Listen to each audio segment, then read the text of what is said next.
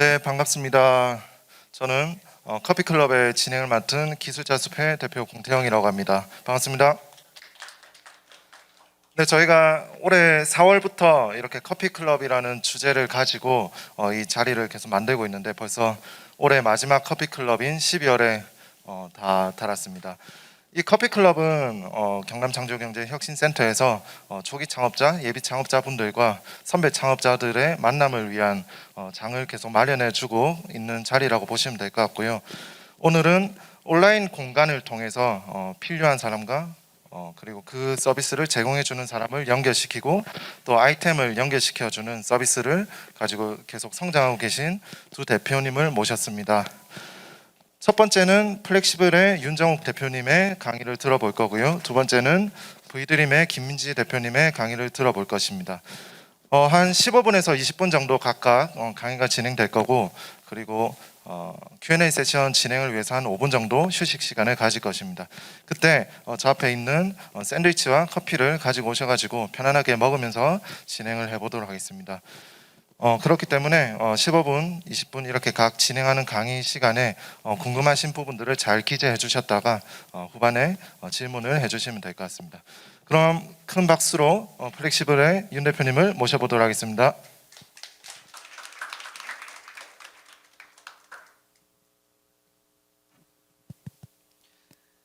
네, 반갑습니다. 주식회사 플렉시블 대표 윤정욱입니다.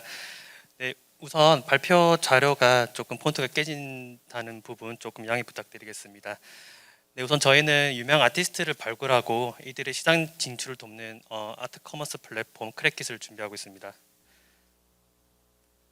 네, 저희는 변화하고 있는 미술 시장을 계속 보고 있어요. 과거 기성 예술가들이 추구하는 미술품보다는 요즘 장르 구분 없이 굉장히 개성이 넘치고 힙한 MZ 세대 아티스트뿐만 아니라 컬렉터들이 어떤 미술 장벽에 크게 느끼지 않고 많은 컬렉터로 많이 활동하고 계십니다.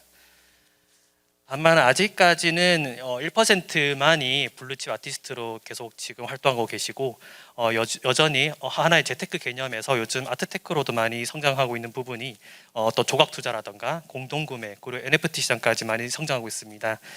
다만 수요가 있어야 투자 가치가 있기 때문에 여전히 블루칩 작품만 계속 수요층이 발생하는 반면 기존의 아티스트 분들은 어떤 많은 소비자분들께 크게 각광받지 못해서 투자 가치가 여전히 그 자리에 존재하거나 혹은 크게 성장하지 못하는 부분이 현실적으로 계속 부딪히고 있습니다. 제가 여기에 작품을 하나 가져왔는데요. 물론 누구나 다 아시는 작품일 수도 있지만 또 처음 보시는 분들께서도 이 작품이 무슨 5,000불이나 하는 걸까에 대한 생각으로 일단 처음부터 방어 자세를 취할 수 있습니다. 현실적으로 대부분의 미술품 온라인 시장이 다음과 같이 보여지고 있는 실태인데요. 다만 제가 여기서 하나의 관점을 좀 더 넣어보겠습니다. 매월 이 작품의 가치가 불과 3개월 전에는 3,500불이었다가 현재까지 5,000불이 올랐다는 가치를 먼저 보여드리겠습니다. 그러면 처음에 보셨던 관점과 달리 이건 투자적인 관점으로 볼 수 있겠구나라는 다른 생각으로 보시는 겁니다. 게다가 단순히 가격이 올랐다는 그 이유가 아니라 그에 대한 근거적 가치 전달하면 어떨까요? 이 작품은 사실 누구나 다 알고 있는 가수이자 아티스트인 빅뱅의 권지용이라는 가수가 좋아하는 작품 중의 일부입니다. 그렇기 때문에 많은 수요층들이 이 작품을 많이 원하기도 하고 그리고 작품의 가치가 오를 수밖에 없는 이유를 이제 알 수가 있었는데요. 저희는 이러한 배경과 이런 이슈들에 대한 가치를 같이 전달한다면 작품에 대한 신빙성도 알 수 있을 겁니다. 예술 작품은 오로지 투자적인 관점뿐만 아니라 공간 디자인적인 관점도 많이 구매를 하세요. 그래서 이 작품을 구매하신 분들이 본인들이 직접 예쁘게 집에서 거실에 전시를 하는 모습까지 전달하면 충분히 처음에 보셨던 작품의 어떤 이미지와 달리 나도 하나 갖고 싶다라는 생각으로 많이 생각하실 겁니다. 마지막으로는 작품에서 볼 수 없는 아티스트의 가치도 같이 소통할 수 있는 1:1 작품 큐레이션까지 서비스를 전달해 보면 어떨까요? 지금까지 말씀드렸던 이 내용들이 사실 저희 서비스의 솔루션입니다. 다시 한 번 더 말씀드리자면 아티스트 분들이 직접 관리가 가능한 온라인 포트폴리오 그리고 1:1 소통이 가능한 큐레이션 서비스 마지막으로 작품의 시장 가치를 시각적으로 볼 수 있는 애널리틱스까지 저희가 제공합니다. 네, 우선 저희가 1차 MVP 모델을 바탕으로 여러 가지 가설을 통해서 검증을 한 단계이고 현재 리뉴얼 단계가 진행되고 있으며 내년 상반기에 새롭게 베타 서비스 런칭을 준비하고 있습니다. 아무래도 작품보다는 작가들의 가치를 좀 보여주면 어떨까 생각했습니다. 사실 투자 관점뿐만 아니라 컬렉터들은 이 작가들의 어떤 생각을 많이 듣고 싶어 하십니다. 이 작품을 왜 만들었고 어떻게 만들었고 그리고 어떠한 신념과 철을 가지고 있는지를 궁금해합니다. 그래서 저희는 작가의 가치를 좀 녹일 수 있도록 스토리를 선들하고 있고요. 또 한 가지는 SNS만 밖에 볼 수 없었던 이 아티스트 분들을 저희 플랫폼 통해서 새롭게 컬렉팅 활동을 할 수가 있습니다. 내가 좋아하는 작가를 구독하고 그리고 팔로잉하면서 작가들의 작품들을 계속 꾸준하게 볼 수 있는 재미있는 컬렉팅 활동을 할 수 있고요. 그리고 저희 자사모를 통해서 구매한 작품은 실제로 작품이 어떤 최근의 구매 이력이라던가 혹은 구매한 날짜 그리고 구매한 국가 이런 데이터들을 저희가 수집해서 공시하게 되고요. 또 한 가지는 저희 자사모를 통해서 구매한 컬렉터들은 본인들의 어떤 정보들을 또 저희가 수집해서 맞춤 마케팅까지 진행할 수 있는 단계를 진행하고 있습니다. 네, 보시는 작품들이 이 아트토이라고 해서 굉장히 우리가 생각했던 미술 장벽과 좀 다르게 되게 재미있게 접근할 수 있는 부분이에요. 아무래도 이 미술품이라는 게 꼭 어렵지는 않고 좀 재미있게 혹은 내 거실에 두면 좋겠다라는 생각으로 많이 또 구매하실 수가 있습니다. 저희는 전국 아티스트 분들을 모집해서 최근에 코엑스에서 또 저희가 부스를 운영하면서 약 1,500명 정도의 관람객을 모시고 실제 갤러리 소속의 관장님들과 같이 협업할 수 있는 방안을 좀 같이 논의해 볼 수 있는 만큼 올해 여름에 좋은 성과를 만들어 보았고요. 그거 말고도 지금 월트 디즈니라던가 서울 롯데몰 통해서 저희가 조금 더 상업적으로 이 아티스트의 가치를 볼 수 있게끔 여기 서울 속천 호수 쪽인데요. 파워스토어를 개최해서 많은 분들께 재밌는 경험을 전달드렸습니다. 현재도 지금 영화관에서도 이렇게 다양한 이런 이제 전시뿐만 아니라 실제 영화에서 나오는 캐릭터들을 실물화 지키면서 온 가족들이 이런 작품에 대한 가치를 좀 더 장벽을 낮추는 데 노력을 하고 있습니다. 이거는 최근에 좀 영예 리치라고 보신 분들께서도 본인들의 어떤 작품을 좀 전시하기 위해서 좀 재미있게 줄 수 있는 부분을 저희가 이렇게 쇼케이스를 만들어서 제공해 드렸고 이것도 저희가 그 건물을 운영하고 계시는 좀 젊은 컬렉터 분께서도 본인들의 어떤 뮤지엄을 만들기 위해서 저희가 아티스트 분들 모여가지고 이렇게 작품을 최종적으로 만들어내고 있습니다. 네, 저희는 작년 10월 달에 법인 설립을 했어요. 그래서 현재까지는 약 7억 원 정도 매출을 조금 만들어 보았고요. 대략 MVP 때는 약 1,300 유저들이 좀 오셨는데 구매 전환율이 10% 가까울 만큼 굉장히 높은 관심과 그리고 호감을 좀 주셨습니다. 네, 마지막으로 저를 소개하게 되는데요. 저는 2015년도에 창업을 시작했습니다. 대학교 졸업을 시작했고 청년 창업 산학교를 시작으로 현재 세 번째 스타트업을 운영하고 있어요. 운이 좋게도 두 번째 스타트업에서는 시리즈 A까지 투자 유치를 이끌었고 마지막 지분 엑시트하고 현재 세 번째 스타트업을 지금 재창업을 하고 운영하고 있습니다. 저희 팀은 프로덕트 디자이너, 프로덕트 매니저 등 저희 개발자 분들과 같이 이 서비스를 개발하고 있고 저희 서비스에 좀 더 실현성을 높이기 위해서 전국 아티스트 분들이 모여가지고 서비스 같이 함께 논의하고 있습니다. 네, 저희는 업계 아직 1년 차밖에 되지 않았지만 그래도 많은 분들께서 좋게 봐주셨어요. 그래서 최근에는 부산행 지분 투자도 들어왔지만 그 말고도 저희가 K글로벌 엑셀러레이터는 사업을 통해서 지금 싱가포르가 미국 쪽에도 시장 진출을 하기 위해 법인 설립의 절차라든가 이런 부분도 같이 지금 진행하고 있습니다. 네, 여기까지 발표를 마치겠습니다. 감사합니다.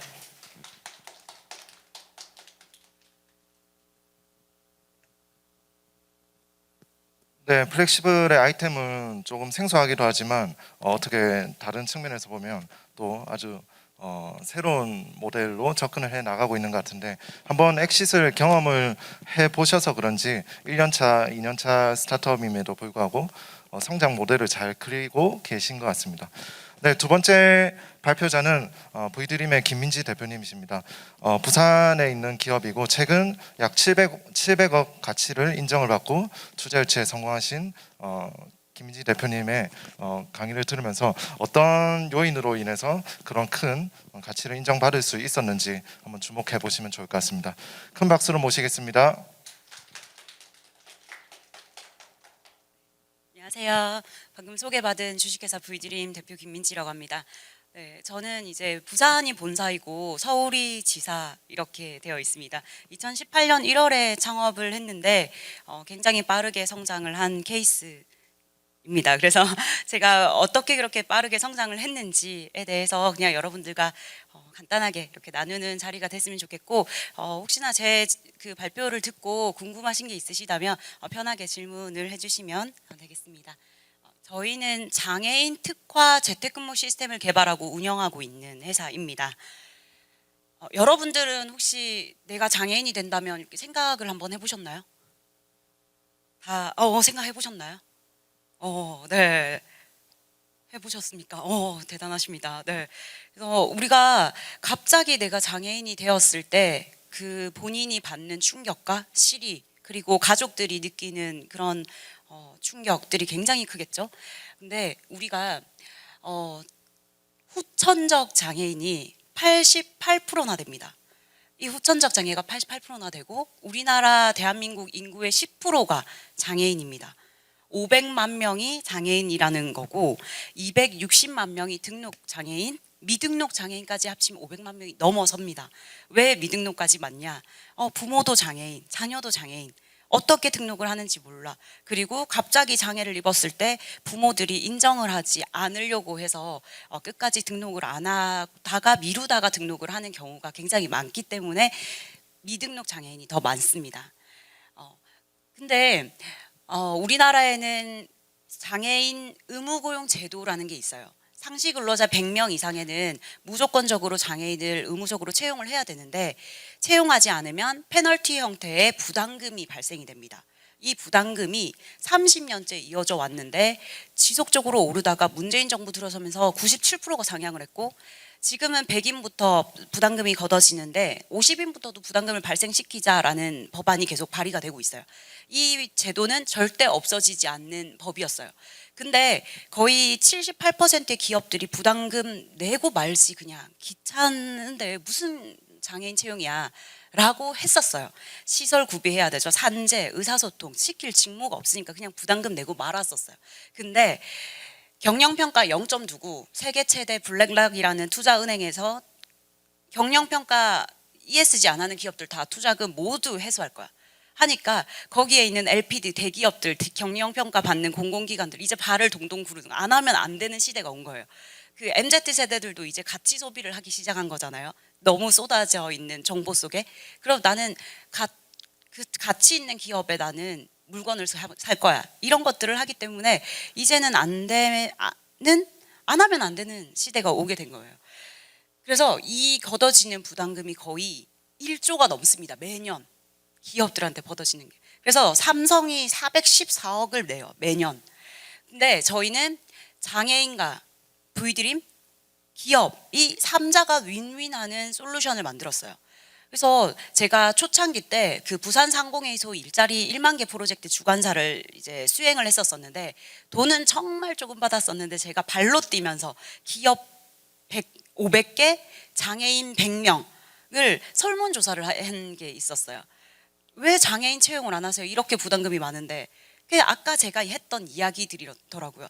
시설구비, 산재 뭐 이런 것들 이슈 너무 무섭고 장애인들은 88%가 후천적 장애인데 일자리 구하고 싶어도 일자리를 못 구하고 있는 거고 자기들이 능력과 재능이 있어도 출퇴근의 이동권이 보장이 되지 못하고 일할 직무가 매칭이 되지 못해서 못 구하고 있었어요. 그래서 저희가 장애 유형별 직군 직무를 굉장히 세분화시켜서 장애인들이 재택에서도 일할 수 있는 재택근무 시스템을 장애인 특화 버전으로 만드는 거죠. 그래서 저희가 이제 장애 유형별에 대한 웹 접근성 기능을 넣고 시각장애인에 맞는 음성 인식이라든지 청각장애인의 실시간 그 자막 처리라든지 이런 것들 여기에서 모든 근태 노무 이슈 관리들이 다 해결이 돼요. 그러면 인사 담당자들이 불편한 것들이 다 해소가 되죠. 그러면 오너가의 입장에서 고용 부담금을 내는 거에 70%가 세이브 돼요. 저희는 실제 일할 수 있는 중증 장애인들을 매칭하고 연결을 하고 있기 때문에 중증 장애는 또 경증 2명으로 헤드 카운팅 되는 게 있었거든요. 그래서 그 부분을 저희가 더 공략을 했죠. 공략을 해서 바로 그럼 기업들은 부담금 내는 거에 70%까지 세이브 되는데 장애인을 고용했다는 ESG도 평가가 다 완료가 되고 그리고 업무 생산성까지 나오네. 장애인들은 우리가 매니지먼트를 해주니까 근속이 길어지네. 그래서 저희는 그 아웃소싱 회사가 아니라 프로그램에 대한 사용비를 기업한테 매월 1인당 받고 있는 비즈니스 모델입니다.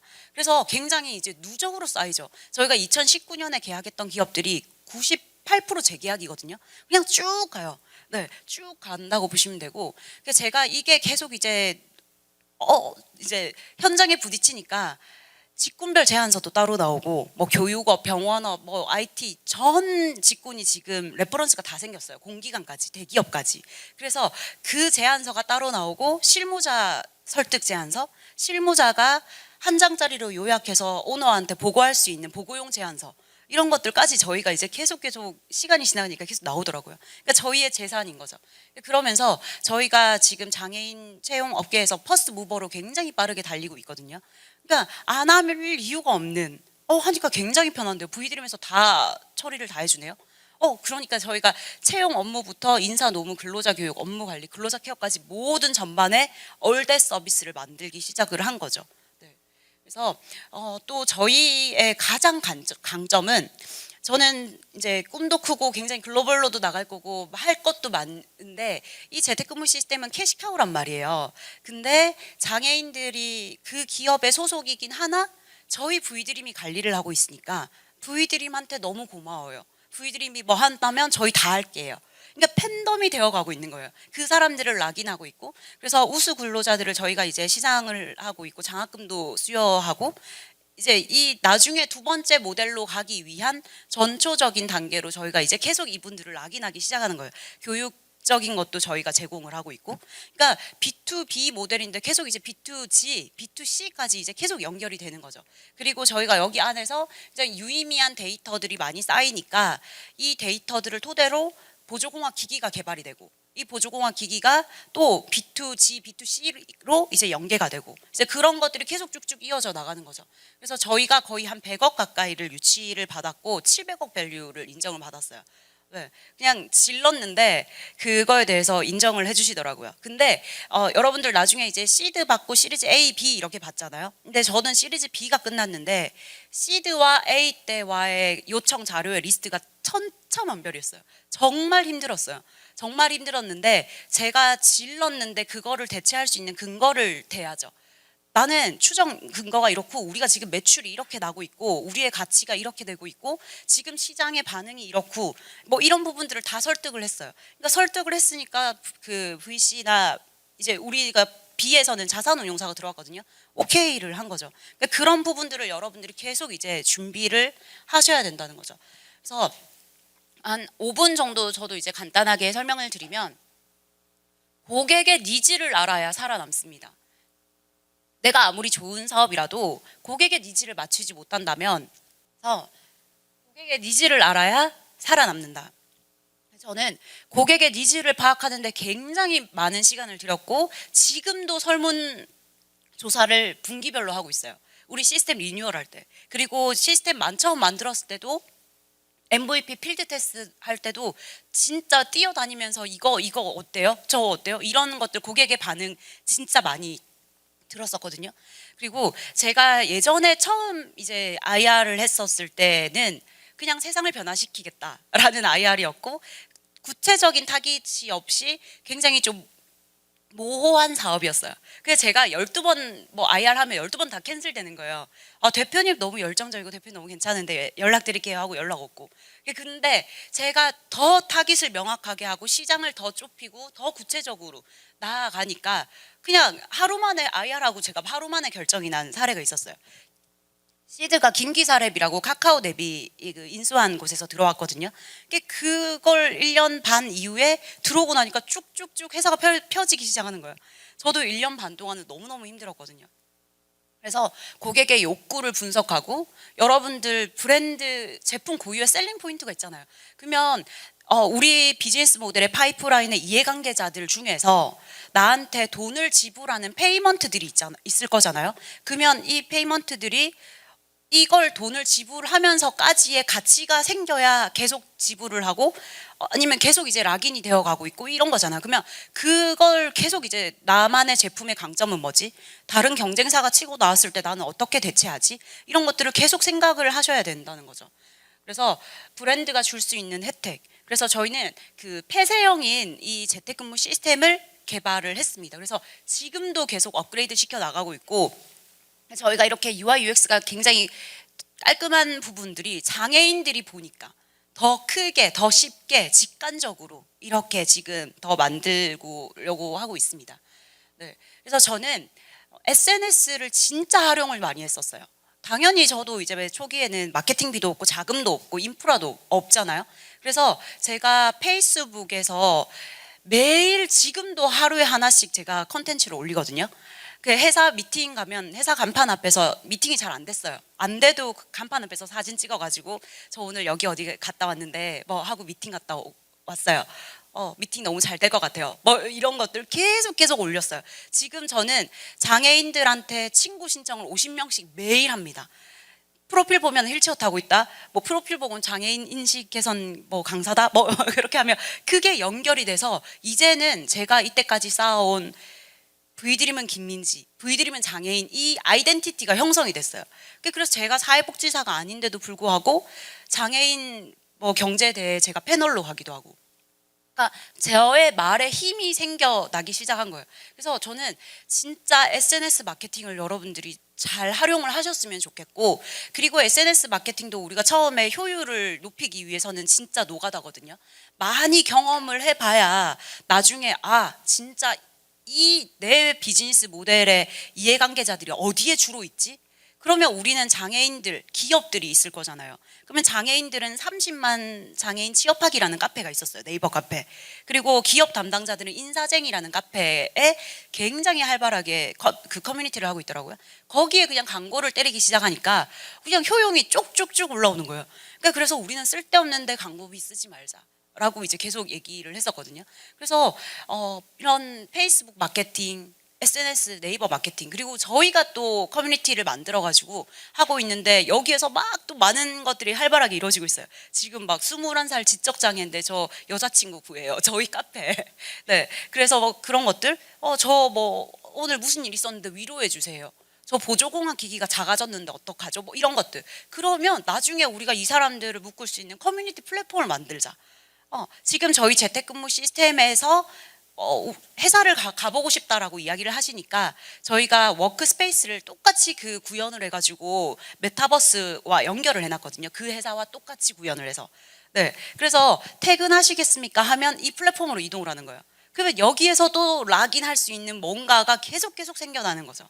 그러니까 계속 이제 사업이 우리가 지속 가능해야 되잖아요. 지속 가능해져야 되면 그냥 진화가 돼요. 내가 이걸 했는데 시장에 부딪혔는데 이게 아니니까 이렇게 좀 전략을 바꿔보자. 저희도 이제 어제도 제가 우리 직원들이랑 23년 사업 계획을 굉장히 좀 오랫동안 짜고 왔는데 초안이긴 한데 12월 초에 또 만나자. 12월 말에 또 나랑 또 만나자라고 하고 왔어요. 계획도 굉장히 중요하지만 우리가 계획에서 또 전략이 바뀔 수도 있단 말이에요. 그거에 대해서는 여러분들이 그렇게 초기는 당연해요. 당연히 피봇해야 되고 당연히 바뀌는 게 정상인 거고 그래서 그거에 대해서 너무 시리에 빠지시지 말라시는 거죠. 네, 저도 정말 한 수백 번 많이 바뀌었으니까. 네, 그래서 근데 이런 부분들을 더 내가 알면 나의 비즈니스 모델에서 필요한 사람들이 어디에 있지? 어디에 마케팅을 주로 하지? 그러면 굉장히 효율이 높아질 수 있을 겁니다. 저는 사업은 정말 고난의 연속이긴 하지만 그게 정말 축복이라고 생각을 하거든요. 여러분들도 이제 사업을 시작할 때 정말 힘든 일들이 많을 건데 더 단단해지는 것 같아요. 저 스스로도. 네. 저는 이제 아까 처음 제일 체결한 기업인데 그 인간한 이런 거 들고 가가지고 대리님 앞에서 사진 좀 찍어주세요. 대리님 대리둥절 하셔가지고 네 사진 찍고 아까 그 인천의 한미반도체 앞에서 사진 찍고 제가 인천시의 과장님이신데 지금 행안부 사업을 제가 같이 따서 엄청 큰 사업을 하고 있어요. 근데 페이스북을 통해 가지고 5년 전에 제가 그냥 다이렉트로 페이스북 메신저로 모르는데 찾아가겠다고 한 거예요. 그때 이제 제가 캐리어 끌고 찾아가서 당돌하다라고 얘기를 하시면서 굉장히 많이 도와주시더라고요. 그러니까 이런 것들을 그냥 하나하나 만들어 오니까 저희 V드림의 역사가 되는 거예요. 그래서 진짜 그때는 정말 한 1인 100역은 다 했던 것 같아요. 낮에 영업하고 밤에 사업계획서 쓰고 뭐 새벽에 영수증 붙이고 막 이랬던 것 같은데 그냥 어쩔 수 없어요. 대표는 프로 멀티플레이어가 될 수밖에 없고 이제 실무 대표가 될 수밖에 없고 초기 기업들은 그걸 이제 감안을 해야 되는 거죠. 진짜 한 거의 이렇게 1인 다역을 하면서 저희가 지금 장애인 이제 근로계약서 받고 기업들한테 받는 것도 모두 전자 결제가 되어 있고 시스템화 되어 있거든요. 근데 초창기는 그런 게 없어서 제가 집으로 다 방문했었어요. 그 손도장 찍으러 막 출근 도장 찍으러도 갔었었고 기업한테 또 전달해주러 기업들한테 갔었었고 이런 것들 다 해왔었었던 것 같아요. 네, 그래서 참 이제 저도 많은 일들이 있었고 뭐 직원들 때문에 힘들어, 돈 때문에 힘들어, 뭐 나중에 뭐 사람 때문에 힘들어, 뭐 오만 일들이 다 있었는데 이제 제가 얼마 전에 하나은행 본부장님이 본사 본부장님이 저한테 대표님은 요즘 제일 큰 이슈가 뭐예요?라고 얘기하는데 어제도 막 내가 진짜 막 열받아서 이렇게 통화했는데 저 그렇게 이슈가 없어요. 우리 직원들이 늘어나고 장애인 근로자들이 늘어나니까 그냥 제가 느끼는 책임감이 더 많아지는 거 그거 말고는 저는 없는 것 같은데요. 저는 굉장히 스트레스 극복 지수도 굉장히 높은 것 같아요. 그래서 대표님들이 제일 잘해야 되는 게 저는 건강 관리라고 생각하거든요. 멘탈 관리. 정말 힘든 일들 많고 스펙타클한 일들 많은데 그걸 더 담대하게 받아들여야 우리가 지속 가능해지고 내가 막 힘들어서 막 하면 직원들이 다 느낀단 말이에요. 그러니까 그렇게 하면 안 되니까. 그래서 그런 부분들을 저 정말 이런 것들 많았는데 저는 지나고 나서 보니까 이런 일들이 없었으면 지금의 제가 없었을 거예요. 지금도 힘들지만 또 지금의 힘든 게 없었으면 나중에 더 큰 저의 미래가 없겠죠. 저는 정말 그렇게 생각을 합니다. 그래서 진짜 저는 자부심은 진짜 빵빵했었어요. 근데 자존심은 버렸죠. 자부심은 빵빵했지만. 네, 그래서 막 도와주세요, 뭐 협약합시다, 뭐 이렇게 막 들이대고 이런 것들 엄청 많이 했었거든요. 그래서 인천지사 이제 그분이 인천시 가장님이 해주셔가지고 인천시 테크노파크 안에 또 제가 지사를 하나 냈었는데 그거 다 일일이 저희가 홈플러스에서 그 물 사가지고 다 그때 만나셨던 분들 초대하고 막 이랬었던 것 같아요. 사람의 도움을 또 굉장히 많이 받았었던 것 같아요. 사람한테 상처받지만 또 사람한테 치유받는 게 또 대표였었던 것 같습니다. 그래서 진짜 저는 위기에서 기회로 라는 말을 굉장히 정말 좌우명처럼 달고 살거든요. 위기가 있으면 기회가 오는 거고 저는 진짜 된다 하면 된다를 우리 회사의 좌우명으로 얘기를 해요. 그래서 저희 직원들도 저한테 이제 보고할 때 대표님 저는 이게 안 됩니다. 근데 저는 이런 대안이 있는데 A, B 중에 저는 A가 더 좋은 것 같습니다. 라고 하는 보고하는 조직 문화가 생겼어요. 그렇게 보고했을 때 저는 B 해라고 한 적 한 번도 없었고 A를 했을 때도 그래 실수했을 때도 그래 괜찮아 잘했어 라고 그래서 저희는 굉장히 이제 많은 것들을 공유하는 문화죠. 그러니까 이것도 정말 많은 시행착오에서 이렇게 생겨나기 시작한 것 같아요. 그래서 또 저희가 코로나 전부터 저는 재택근무 시스템을 개발을 했었는데 그때 코로나 전에 기업 미팅을 가게 되면 재택근무면 안 할래요. 장애인들은 더더욱 재택근무 어떻게 해요? 라고 얘기를 했었는데 그게 이제 굉장히 저한테는 기회로 수혜받은 기업 중에 한 기업이에요. 비대면이 일상화되고 언택트 재택근무가 일상화되고 비장애인도 재택근무하는데 장애인들은 그럼 더더욱 그리고 이제 디지털이 굉장히 가속화되면서 시스템과 도구가 있으면 이분들이 더 자신의 능력을 펼칠 수 있는 거예요. 그러니까 우리가 디지털 장애가 요즘에는 더 장애라는 거죠. 그러니까 그런 부분들이 저보다 더 컴퓨터 잘하시는 장애인분들이 훨씬 많으시더라고요. 그러니까 그런 것들을 더 분석하고 더 매칭하고 더 우리가 디벨롭 시켜 나가는 작업들을 계속 꾸준하게 하고 있습니다. 그래서 저는 스타트업은 무조건 스피드라고 생각해요. 저는 생각 한 100번 하는 것보다 그냥 한 번 실행하는 게 훨씬 낫다고 생각합니다. 그래서 저는 무조건 스피드 하나로 여기까지 왔고 그냥 빨리 실행해, 옮겨, 현장에 부딪혀. 그래서 현장에 답이 있잖아. 이런 것들 저는 진짜 직원들한테 이야기 많이 하거든요. 그래서 그리고 고객의 피드백에 저희는 민감하게 반응해요. 이번에 23년에 저희 V드림의 키워드는 명품은 디테일이 다르다. 네, 저희는 가격을 나중에 뭐 깎거나 뭐 이렇지 않을 거예요. 우리가 받는 가격은 진짜 프리미엄으로 더 서비스 고도화에 집중을 하고 있습니다. 이 기업들이 받는 서비스를 어떻게 고도화시키지? 장애인들을 어떻게 감동을 시키지?에 초점을 맞춰서 계속 이 작업들을 하고 있습니다. 그래서 저희가 이런 기업들 말고도 굉장히 많은 기업들, 대기업 아마 계약하게 되면 계열사 확장이 다 돼요. 공공기관도 마찬가지고. 저는 레퍼런스 지인 소개 뭐 이런 것들이 굉장히 많고, 더 많은 기업들이 저는 스타트업인데 대기업이 저희 고객사고 공공기관이 저희 고객사고, 네, 그렇게 하고 있습니다. 그래서 여러분들, 우리가 어차피 창업을 하려고 했을 때는 뭐 한탕 하고 뭐 이게 아니라 진짜 지속 가능한 기업 만드는 게 목표인 거잖아요. 그래서 저는 저와 같이 하고 있는 우리 동반자들, 우리 직원들이 더 잘 살았으면 좋겠고, 같이 잘 사는 걸, 저는 공존하는 거, 이런 걸 계속 꿈꾸고 있거든요. 그래서 지속 가능한 기업을 만들기 위해서 굉장히 노력을 많이 하고 있습니다. 부산의 MBC 뉴스에서 부산 첫 유니콘 기업 언제 나올까?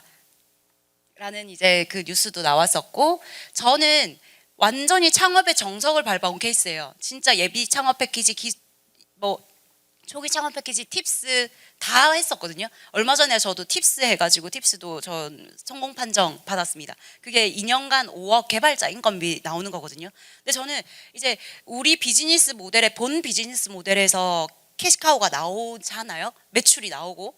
근데 이걸 조금 플러스해서 인건비나 마케팅비를 보전받으니까 너무 좋더라고요.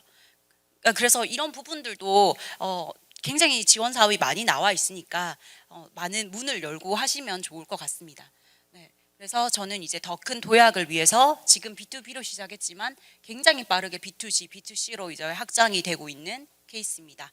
네, 저는 V드림이었고, 혹시 그 질문을 지금 바로 나중에 받을까요? 네, 알겠습니다. 나중에 편하게 질문해 주시면 감사하겠습니다. 네, 열정적인 강의해 주신 두 대표님께 다시 한번 큰 박수 부탁드리겠습니다. 네.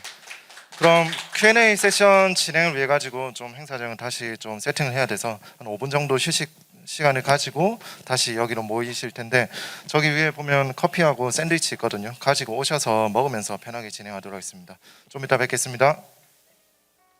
네, 그럼 12월 커피클럽 마지막 세션으로 Q&A 시간 진행해 보도록 하겠습니다. 제가 오늘 두 분 강의를 들었을 때 느낀 점은, 우선 타겟팅이 아주 정말 명확하다라는 생각이 들더라고요. 저희 서비스 같은 경우는 뭐 대기업 전문기업 출신의 전문가분들을 유연한 형태로 채용을 도와드리는 서비스를 하고, 또 공장을 활용해서 제품 제작을 하고 있는데, 두 분 발표를 들으면서 좀 더 명확하게 더 타겟팅을 구체화시켜보는 작업을 더 해야 되겠다라는 생각이 들었습니다.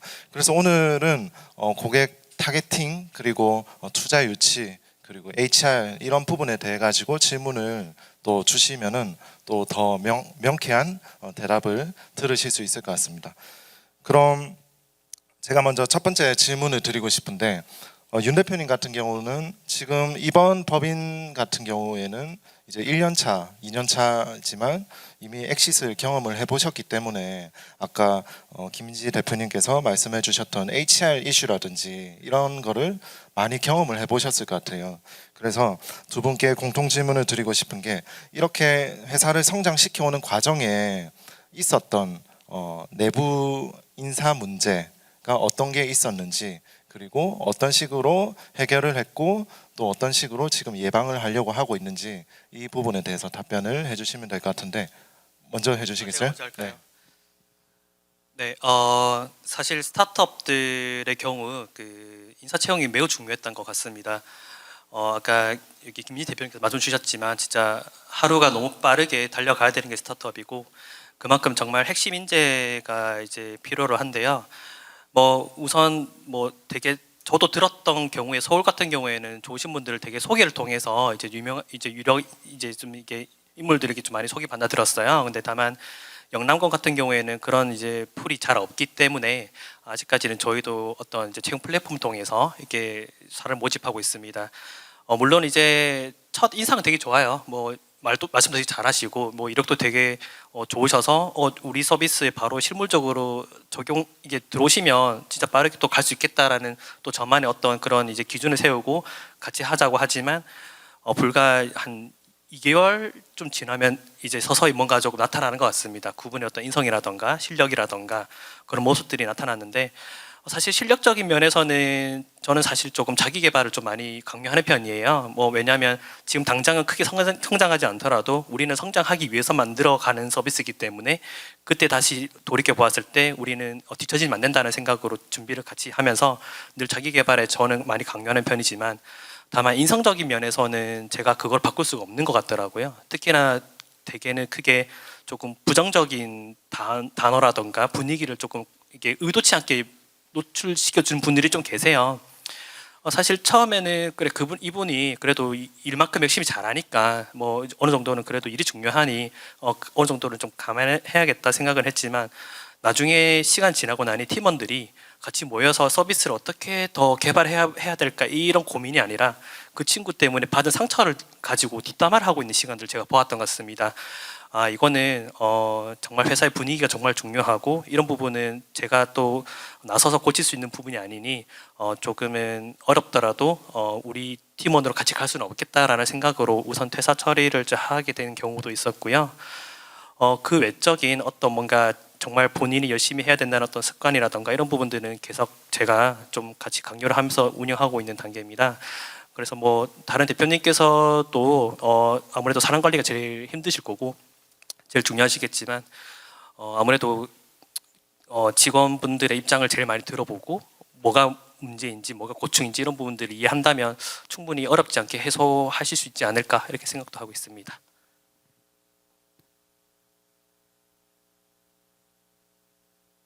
저도 제가 인천에 일을 하나 막무가내로 땄는데 잘 곳이 없는 거예요. 그래서 제 친구가 인천에 정말 사업 극초창기 때 인천에 살고 있어서 나 잠 좀 재워주라 하면서 이제 그 집에서 밤새 일 이야기를 했어요.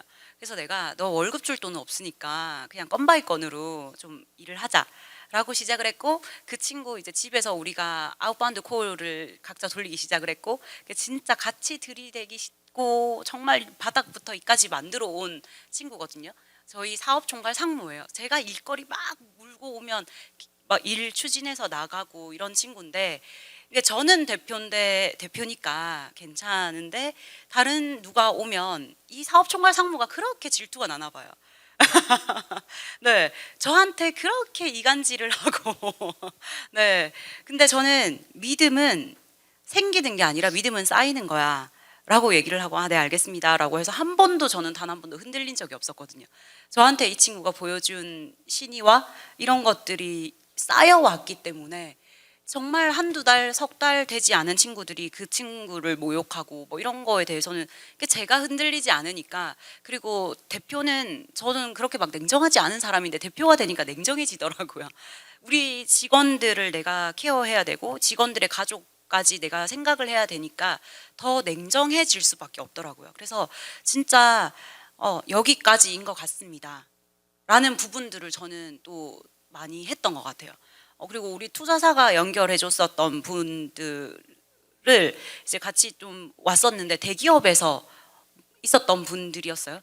또 스타트업의 생태와 굉장히 또 안 맞고 또 본인의 막 롤을 이제 펼치려고 하고 정치적으로 하려고 하더라고요. 그래서 전 진짜 6개월 만에 제가 판단을 내렸죠. 여기까지인 것 같습니다. 제가 두 달치 월급 더 드릴 테니까 그냥 네. 그 조금 높은 임원으로 들어오셨기 때문에 그렇게 정리를 했었었고 제가 정말 아니다 싶은 분은 한 달치 두 달치 월급 더 주고라도 정리를 한 사례가 굉장히 많았었어요. 그래서 근데 제가 어제도 우리가 팀장들이랑 모여서 얘기를 했었었는데 진짜 우리가 1년에 보물 같은 친구가 한두 명만 남아도 우리 회사는 성공한 거야. 우리는 그래서 성공한 거야. 이 친구들이 정말 막 누가 나가서 인수인계도 안 되어 있고 막 그렇잖아요. 그러니까 이거를 탓하는 게 아니라 대표님 제가 한번 해보겠습니다. 라고 이렇게 얘기를 하더라고요.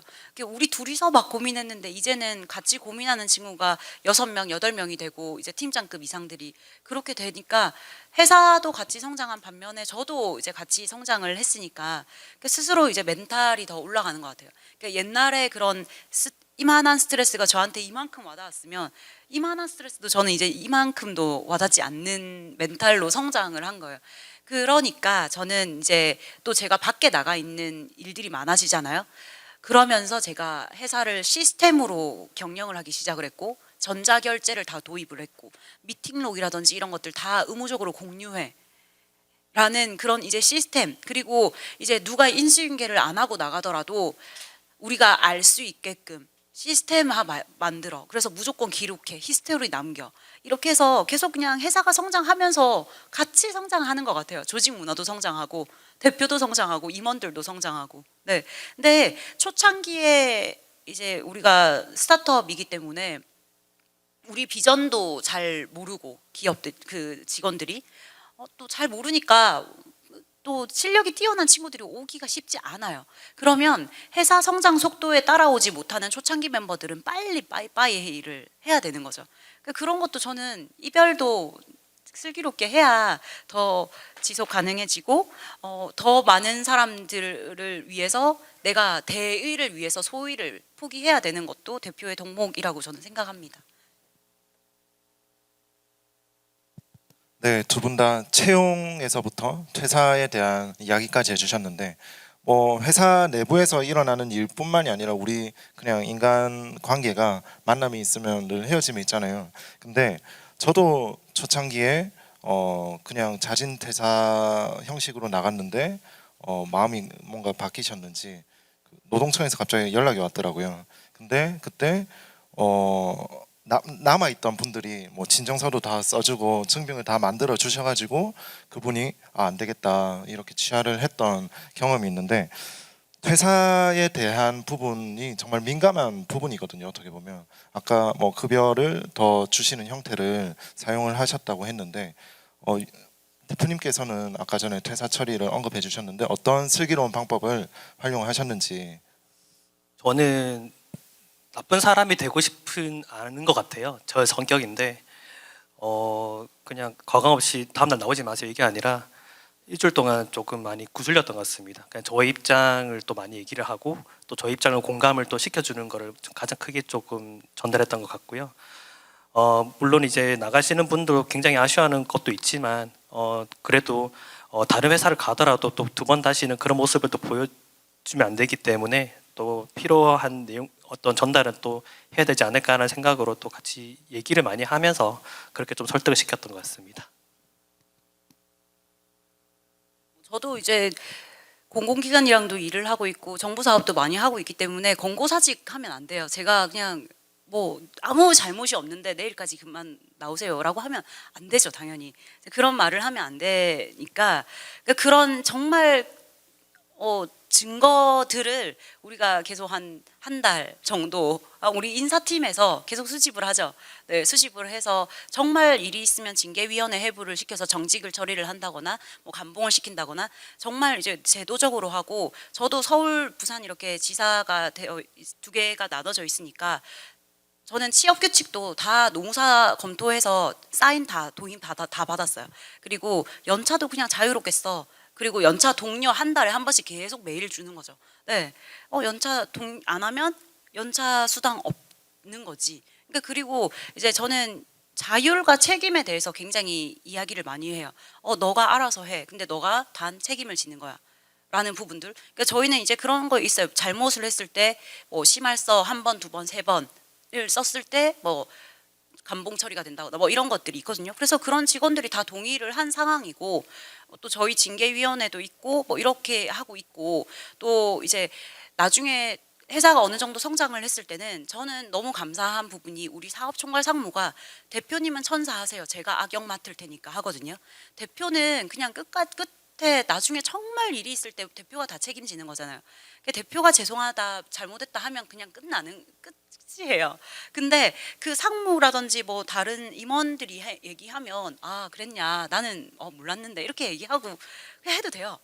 그래서 그런 좀 대표님의 손발을 수행할 수 있는 사람이 핵심 임원이 있으면 또 너무 좋죠. 그 사람이 이제 업무의 롤을 잣대로 들고 나서 왜 이게 안 올라왔냐?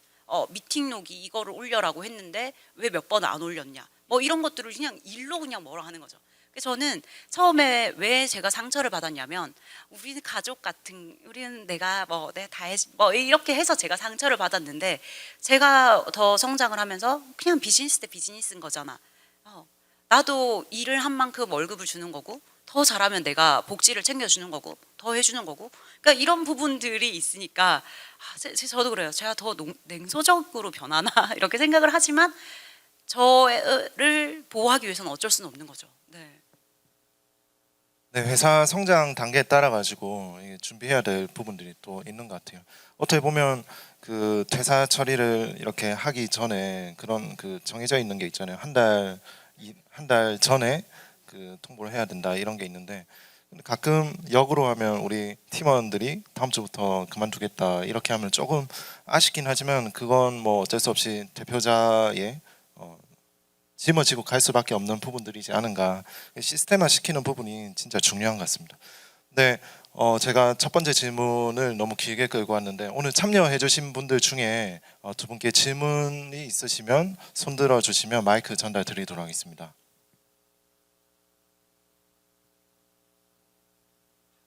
네. 네, 발표 엄청 잘 들었고 꿀팁 많이 주셔가지고 감사합니다.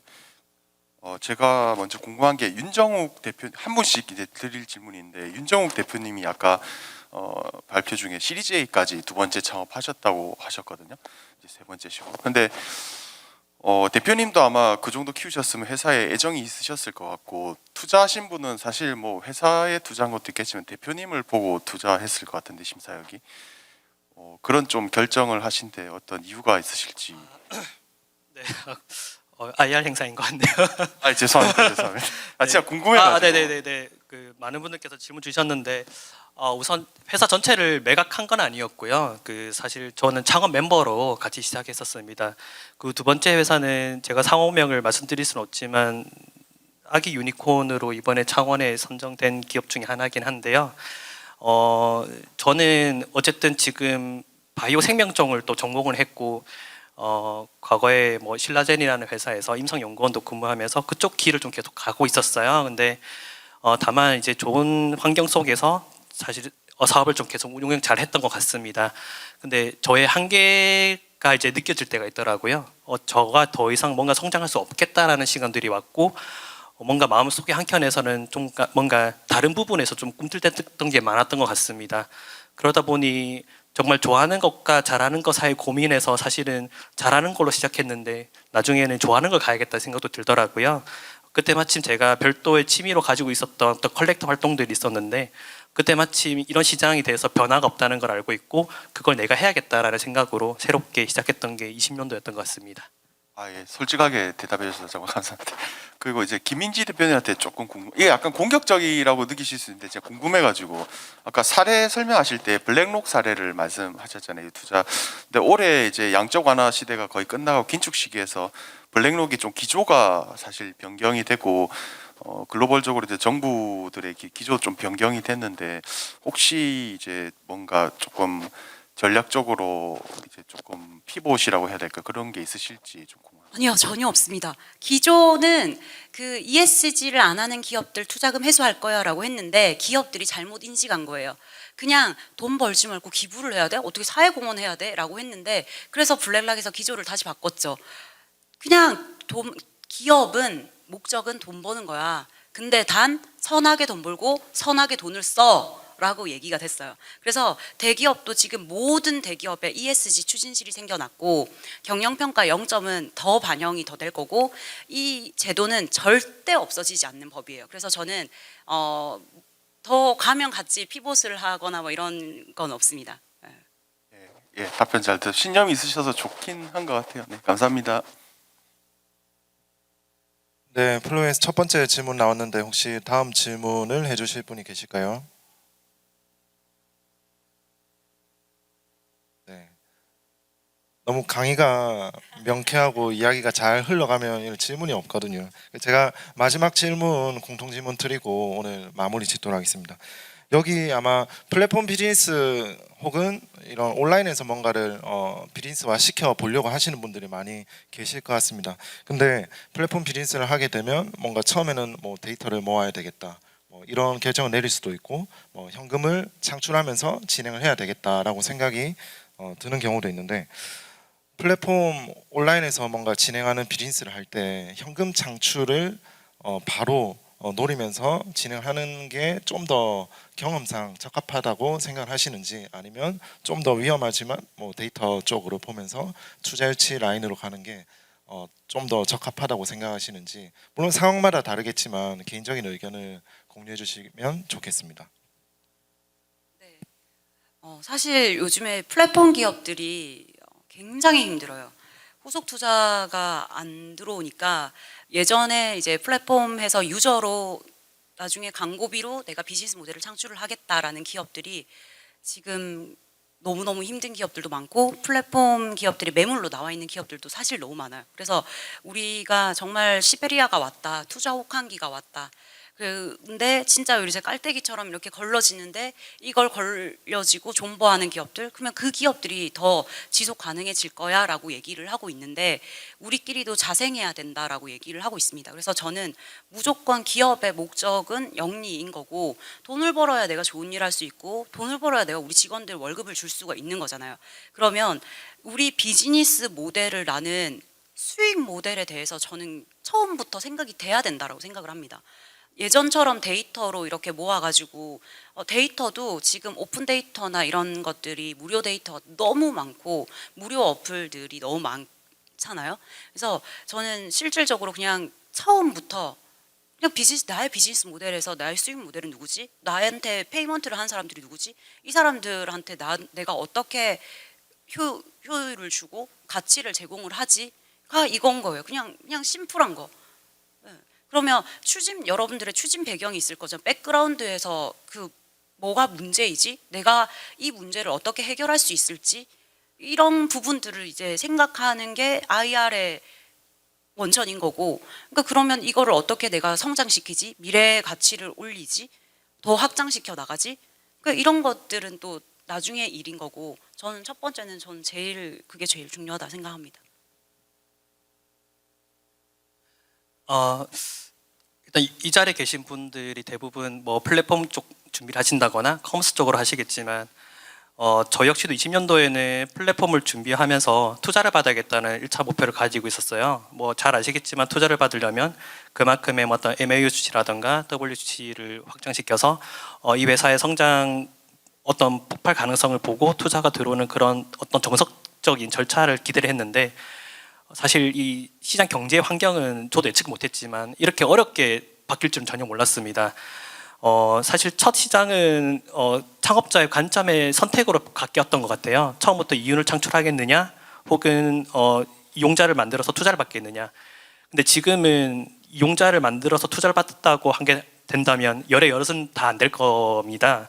무조건 수익을 만들어내는 게 중요하고요. 커머스를 하셨더라도 하나를 판매를 해본 경험이 있으셔야 그걸 바탕으로 어떻게 서비스를 더 편하게 고객들이 접근할 수 있을까에 대한 서비스를 만들어가는 거지, 어떤 서치를 통해서 시장 조사를 하고 서비스가 만들면 광고를 태우면 잘 팔리겠다라고 생각하는 순간 진짜 망하는 길로 가는 것 같습니다.